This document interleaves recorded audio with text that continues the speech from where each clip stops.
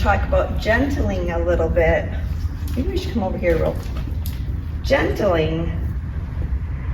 In the old days, they would call getting your horse used to things as sacking out. But that was desensitizing. And I don't really want to desensitize him.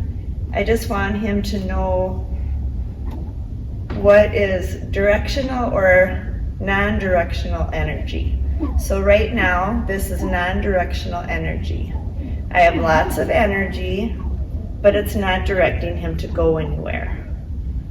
I can slap the ground, ideally go all around him, even behind him, over the top of him, and it doesn't mean go. I'm working on circling him while this is going over his back. We're working on that.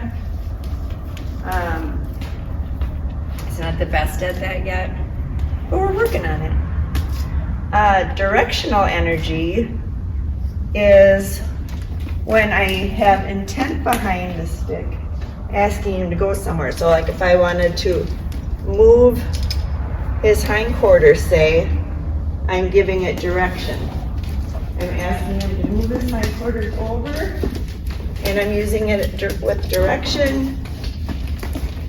And then, after he moves, I'm going to go back to non-directional energy again, because I want him to know that it's more about my intention than the stick and string. It's not the stick and string that's asking him to move, it's me. This is just an extension of my hand. It's not what's making him move. It's not the stick and string. The other thing you do with this stick is honor your space. So I have a bubble around me, which goes around me about 3 feet. And if he's coming into my bubble, I'm going to use my stick to say, that's in my bubble. You need to get out of my bubble. Now this could be even on a circle. So if he's circling around me and gets into my bubble, I can say, ribs, get out of my bubble. And then after I ask him to get out of my bubble, I'm going to go back to using the stick as non-directional energy again, as in a friendly game, so that he's never worried about the stick. And his head goes down because he understands that. He's calm because he understands that. He's not speeding up because he understands that. If I wanted him to speed up into a trot, I'm going to think about him trotting. That's my thought. My energy is thinking trot. My body cue is a point. And my stick is my body touch behind him. That's asking him to trot. And then what am I going to do? Right back to friendly game. So he knows the stick doesn't always mean go.